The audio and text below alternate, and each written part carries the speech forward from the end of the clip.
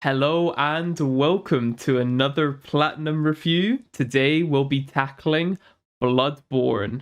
Let's get straight into it. And we are here on the PlayStation profile for Bloodborne to give you some personal context with me and, the relationship with Dark Souls games. For the longest time, they just didn't gel with me at all. I played the first Dark Souls back on Xbox 360. I didn't play for long at all, and then I felt bad because I felt like I should be liking this kind of game. On paper, it's a perfect game for me, but for whatever reason, the original Dark Souls on Xbox 360 didn't gel with me. I wanted to give it another shot, tried it for like a full game session around about 6 to 8 hours, and for whatever reason, again, it just didn't gel with me. I got Bloodborne when it was free on PS Plus I'm sure it was a couple years ago now, and it was the same sort of deal where something about the game just didn't click with me, and I left it for a good while. That franchise, the Souls-like games, just didn't really feel like going for those games, playing those games, platinuming, whatever it was.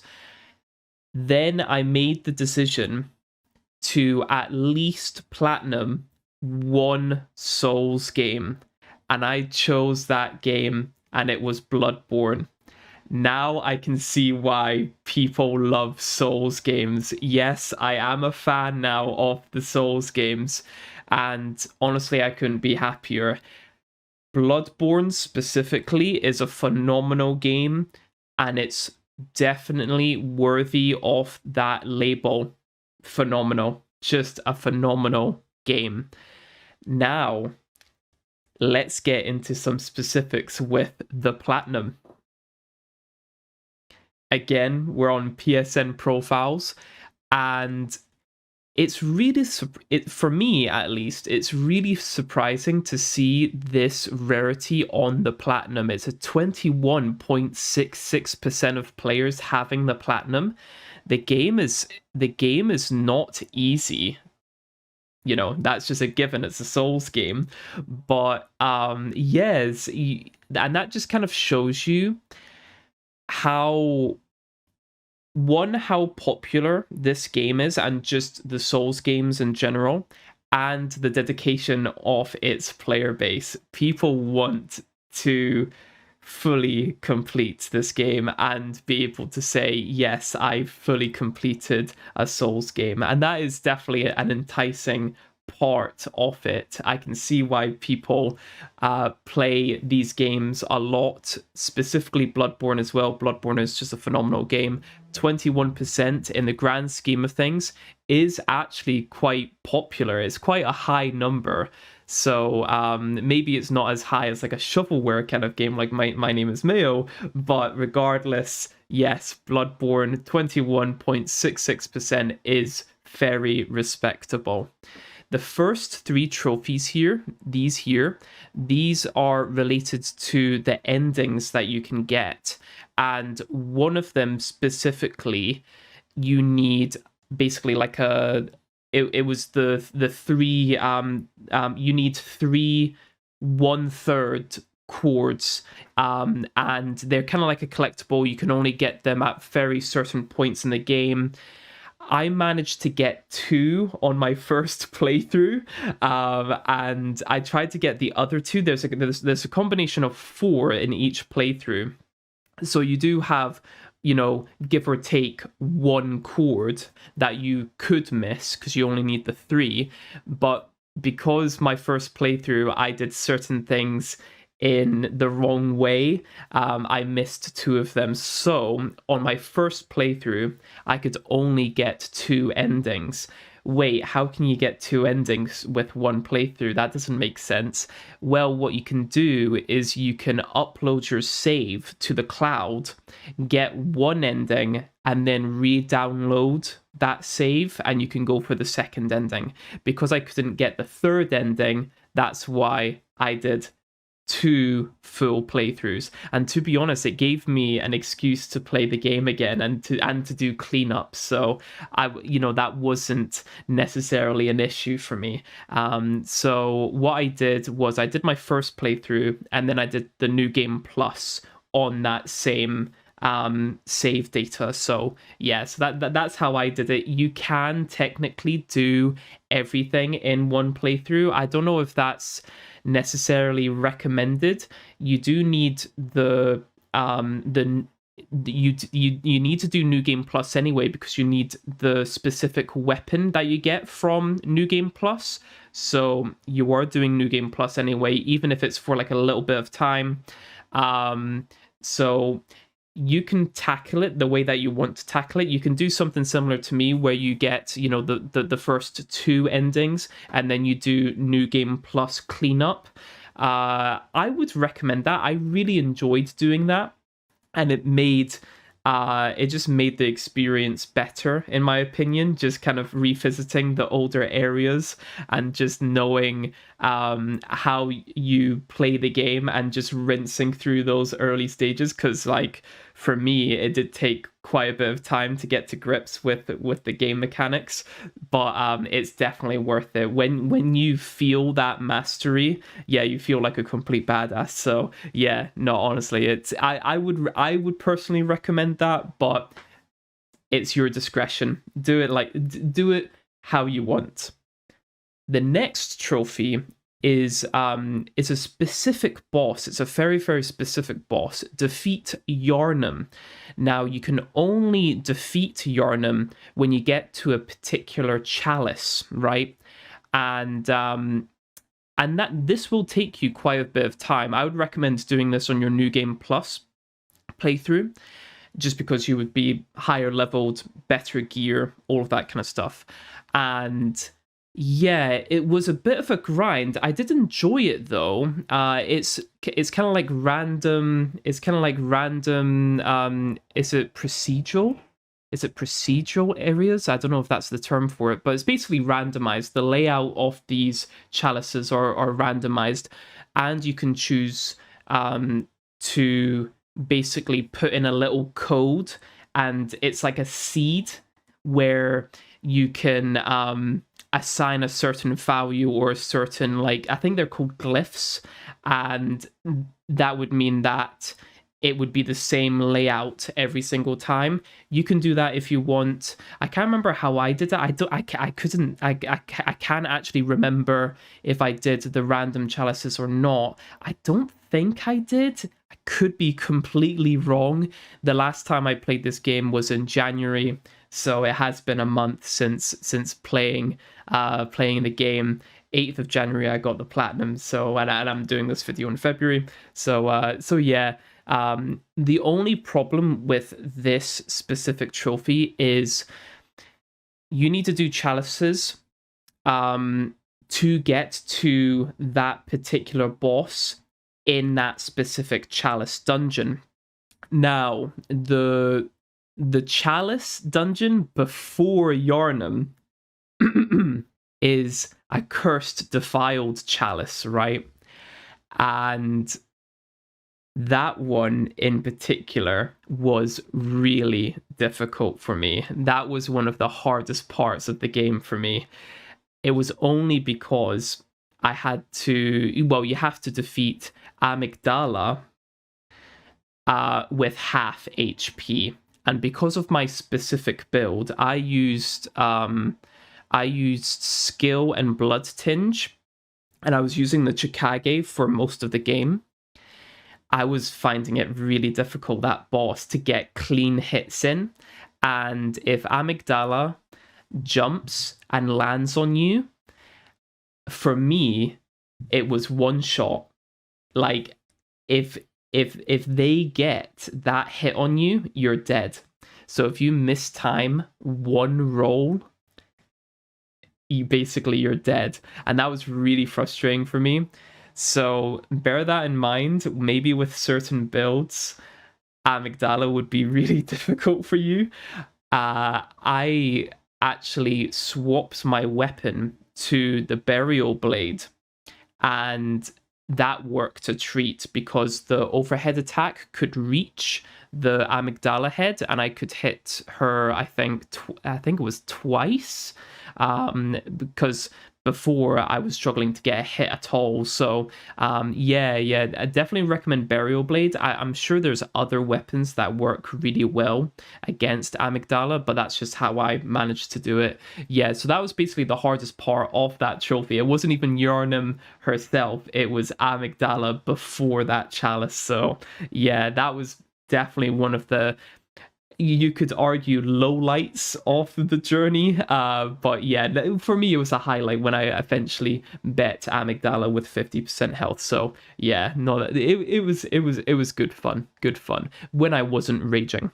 Yes, so acquire all hunter weapons. I did say before that you would need to acquire the new game plus weapon anyway. So yeah, again, this is technically collectible. It's kind of strange because there are certain weapons that unlock when you pick up certain items in the game, or it's like a story progression. I would probably recommend when you complete the game, or see, this is where it kind of gets a little bit tricky, just because of each playthrough, each experience of a player is so vastly different. It's kind of hard to gauge whether or not you want to do everything in one playthrough or in your new game playthrough. I would say if you have most of the hunter weapons in your first playthrough, I would say try and find all of the other ones. But if at the end of your first playthrough you only have a few weapons, I would say with your second playthrough, I would say just try and get them on your second playthrough. That would just be me, just so that you can play the game longer. I know most people want to get all of their stuff done as quickly as possible, but I think with this kind of game, it is just such a good game that you can't put it down sometimes. It was to the point that when I got the platinum, I wanted to make a new character with a different build and all of that kind of stuff. I wanted to do like an arcane build. So there is definitely some replayability, man, and I don't think you should necessarily be so stressed with doing everything in one playthrough. You can if you want, but I think at that point that maybe something would be taken away from that experience because you might be glued to a guide. I would recommend for your first playthrough not going through guides. I only really used guides when I was going through the New Game Plus, and that's what I would personally recommend. So go in cold turkey, just experience the game, complete the game, but just before, so when the main building in the hunter stream is on fire, and you want to complete the game, just upload your save file to the cloud so that you can get 2 trophies in one with the endings. That's the only thing that I would recommend on your first playthrough, to be honest. Just completely cold turkey, do what you can, just experience it, explore, all of that kind of stuff, and the game will always be there in your second playthrough, so that you can do cleanup, and it's just an excuse to play the game again. So yeah, there are so acquiring all of the hunter weapons, that's what I would recommend you do. Kind of span it between playthroughs. So maybe your first playthrough and then New Game Plus, you do some cleanup.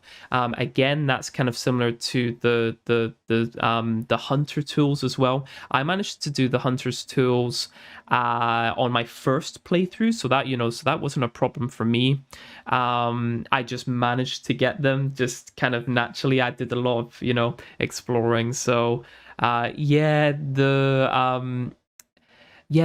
like the blood gems, the highest level, most of these miscellaneous trophies are quite self-explanatory. So for instance, gain entry to Canehurst. Canehurst is a little bit of a strange one. You do need to read certain items that you get, and I think there was like like it was like an item description, and there are some prerequisites to gaining entry to Canehurst. Canehurst is actually one of my favorite areas. Actually, it's just kind of like the build up to Canehurst. It's just like shrouded in mystery, and it was just a really cool area. Same with the choir. The choir was a really cool area. You had some bosses in there as well that were quite cool. One of them was I think one of them was really easy. I think all of the bosses in the choir were quite easy, if I'm not mistaken. I didn't have much trouble. We will talk about the bosses specifically when we get to the trophies related to the bosses, so don't worry about that. I do have some opinions about the bosses. So yeah, for these ones, it's just discovering certain areas in the game. They might be a little bit more secretive than others. You might have to jump through a few hoops to get to those areas, but nevertheless, it is doable. So the Souls games are naturally quite cryptic, so you do need kind of like your problem solver hat on to basically get a gist as to what the game actually wants you to do. So but yeah, no major problems here whatsoever, and all of these locations are really cool in their own ways. Now, here we go. We are getting to the bosses. Right, okay. Defeat the beast that was once Father Gascoigne. I did light research about Bloodborne before going into the game, and I heard that Father Gascoigne was like the first major roadblock in the game. I heard people say that they died to Father Gascoigne like 5 to 10 times, and I was like, right, okay, like that's some serious business then. Like that's a serious boss if people are really struggling with him. Now, I was really proud that I managed to beat Father Gascoigne. Bear in mind, I am not a Souls player whatsoever. Before this moment, I managed to beat him in my second time, and the only reason why I got completely wrecked on the first time was because I got messed up by the gravestones.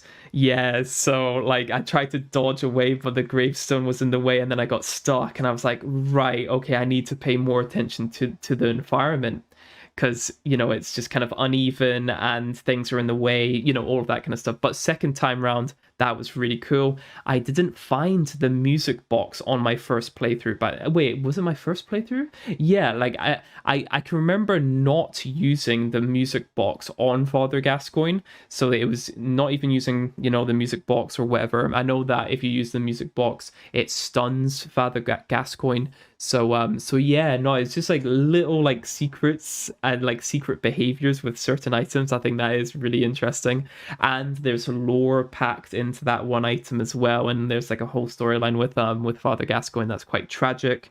Yeah, Father Gascoigne for me, although for me personally, he was kind of on the easier side of like the early bosses.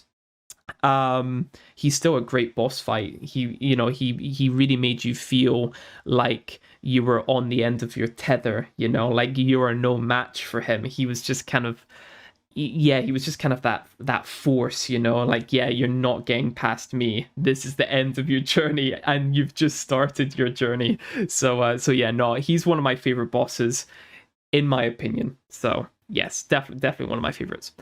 You've got Vicar Amelia, and you have to. I'm pretty sure you have to defeat her because that's part of the main story. I think most of these ones here are main ones. Yeah, so these ones here are the main bosses that you need to defeat because they're just part of the story. Vicar Amelia, yeah, didn't give me too much trouble. I did die a couple of times, and I think I had to revisit Amelia because I was dying like quite a few times, and I thought, right, let's just continue exploring for now, And when I got more familiar with the game and, all of that kind of stuff.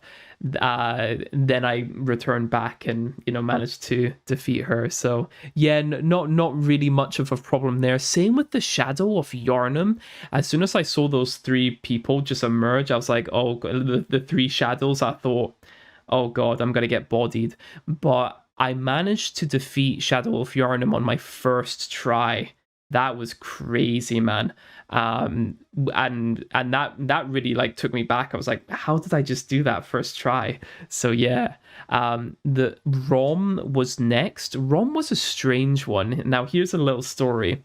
You know how you get to Bergenworth and you have to roll off the bridge to get to Rom, sorry. I was stuck because I didn't know where to go. I didn't know that you had to roll off the bridge to get to Rom. So I got stuck and I not accidentally, but I just thought, right, I've got no blood echoes. I don't know where to go. I'm just going to run towards the moon, right? And I thought I was just going to die. Bear in mind, I am big noob when it comes to Souls. And as everyone knows, you get plopped into basically like this different realm of like existence. It was kind of nutty. It was a really cool area. Just it kind of reminded me of a stage in Tekken. I'm pretty sure that stage is called Infinite Asura, something like that. Yeah. Shouts to Tekken. But yeah, no. That was an okay boss fight. I can't remember. I definitely died at least once just because of the spiders, and they kept on kind of like they kept on stun locking me, and then Rom with the big powerful AoE attacks. I couldn't really gauge the area of effect at first, but then after a few tries I managed to do Rom, and that was no problem. I think we're now getting into the quote optional bosses. If you want to get the platinum, you're expected to do basically every boss. So oh no, never mind, we're still on the main ones. I'm getting a bit carried away here. Yeah, One Reborn, this was the one that was in, I can't remember the name of that place now, but it's kind of later on in the game, isn't it? It's when the blood moon appears. Yeah. The One Reborn, it had the sorcerers on the ledge. On my first time playing this boss fight, I didn't know you could kill the sorcerers. So I was dodging the sorcerers and beating One Reborn at the same time. And even then, I thought it was easy. I'd done this one first try, and I was really surprised. I thought I was going to get bodied. And then the next time that I played that boss fight in my other playthrough, that's when I realized, oh my gosh, you can run up the stairs and defeat the sorcerers. So yeah, Mikolash was next. Probably my least favorite boss in my opinion, and I know that's quite a popular opinion. Mikolash, he was interesting, but it's just the boss fight itself was not that fun. Running away from you, and his arcane attacks, one of them in particular, I felt like I was dodging the right way, but for whatever reason I just kept on getting hit, and it wasn't just getting hit and taking a bit of damage. Sometimes that spell would just one shot you even though you had full health, so that was really frustrating. Yeah, regardless, well, like, I would say that's probably the most mid boss in my opinion in the game. Yeah, Mikolash is just not a great boss in my opinion. Great one, Murgle's Wet Nurse. This one was really easy, and that's so surprising because this is technically the penultimate boss. Really easy boss fight. I can't really say much about this fight. Yeah, so when you basically defeat Mikolash, you advance to the higher levels of the area. Is it the same area? Yeah, I'm sure it is. And yeah, Murgle's wet nurse never posed a problem for me.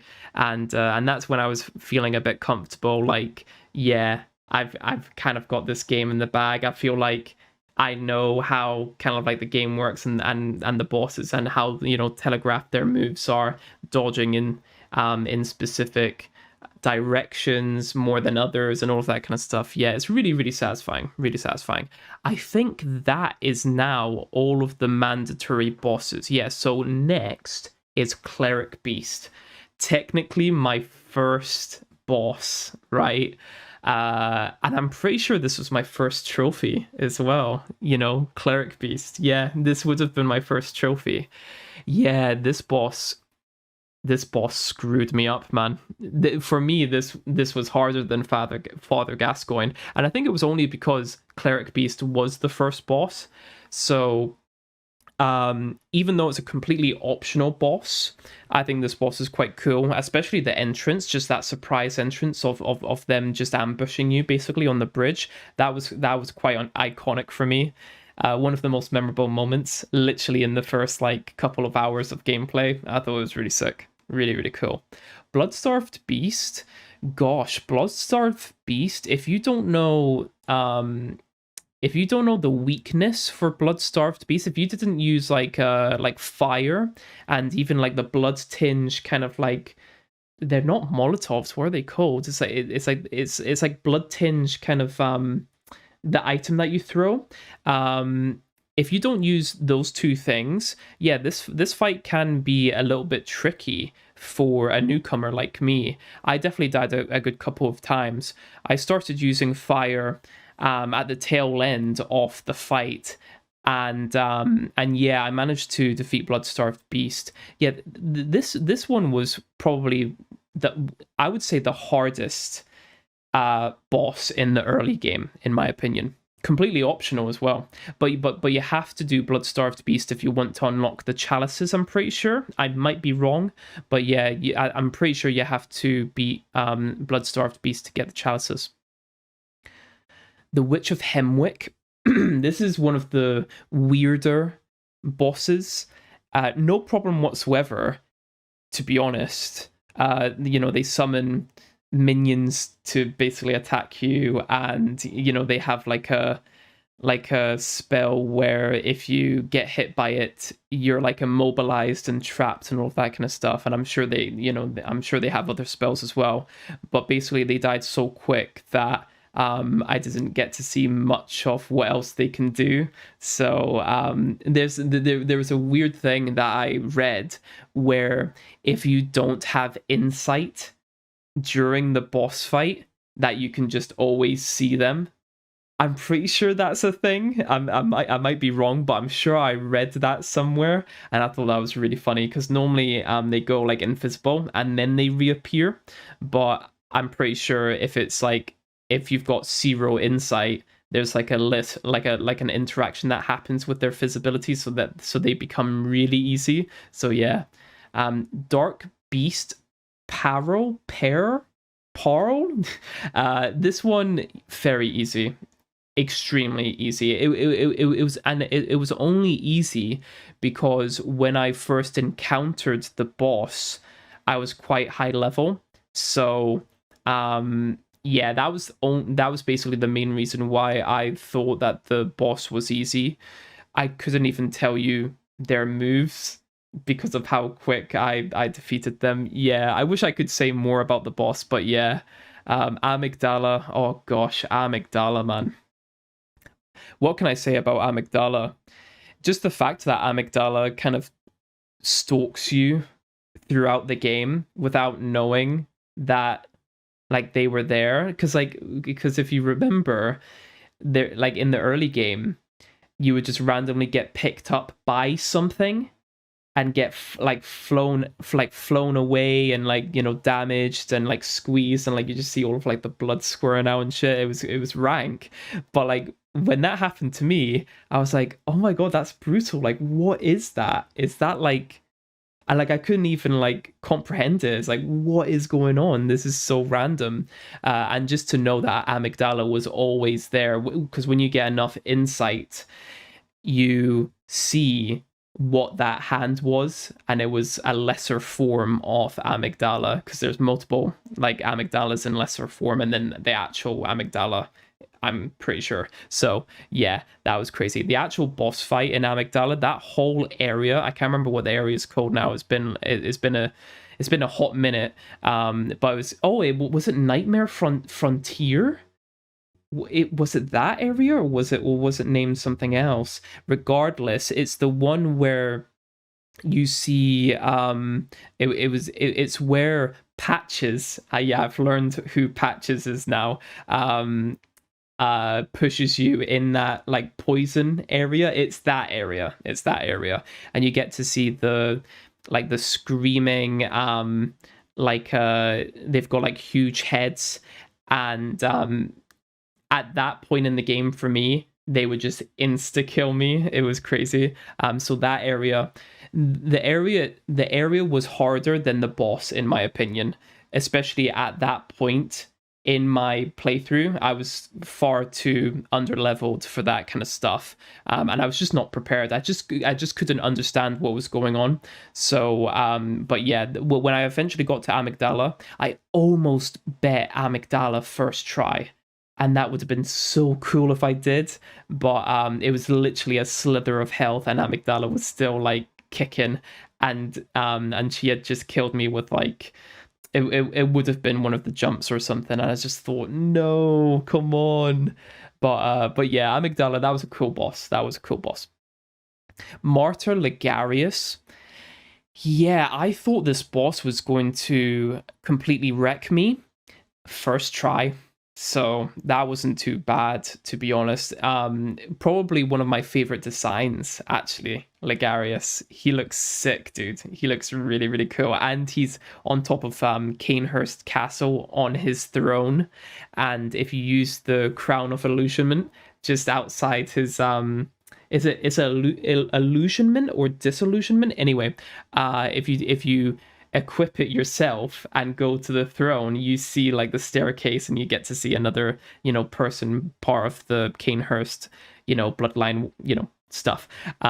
Yes, I really should have done some lore breakdown before doing this video, because I do know, it's just I can't remember the names, because is it the queen? Is it like a princess or a queen that you get to, or like one of the leaders of like Canehurst? And they've got a particular name, don't they? Yeah, so I am familiar. It's just right now I'm drawing blanks. So yes. So Martyr Ligarius, very cool boss, design wise. For me at least, was quite easy. Dodging his attacks, yeah. Parrying as well, it was fine. Bear in mind, I was skill blood tinge, so that might have played a part as to why that boss was easy. Yeah, the celestial emissary. Yeah, that one was, gosh, that one was really easy, because at that point in the game, it's late game, and it was first try. Yeah, just kind of like hordes of kind of like the same alien type enemy, and then one big one. Yeah, that was one of the easiest bosses, in my opinion. Can't really say much else. And then after that one, I don't even know how you say this name. Ebritas? Well, I'm just gonna say Daughter of the Cosmos, right? Yeah, that one I thought I would be struggling with this one. Thankfully, first try. Yeah, there's and it's just so funny with the Souls games, because when you complete the game, and when you have a chance to basically defeat all of the bosses, so many players have different opinions about each boss. Oh yeah, this one's easier than this one, harder. Oh, this one was really difficult, this one was really easy. And I feel like there's just so much variation with that, because I'm sure the Daughter of the Cosmos, I'm sure that one isn't the easiest, but not the hardest at the same time. So it's kind of like a middle of the row boss, but I found it to be really easy. So take that as you will. And I'm pretty sure that is all of the boss. I think that is all of the boss trophies. Yeah. We've now got Blood Gem Contact. You will get this naturally throughout the game. Yeah, absolutely no problem with that. You've got Rune Contact. It's the same deal with the Blood Gem Contact, but instead it's the rune. So you will naturally get runes if you're, exploring and going through the game. I'm sure if you will stumble across a rune.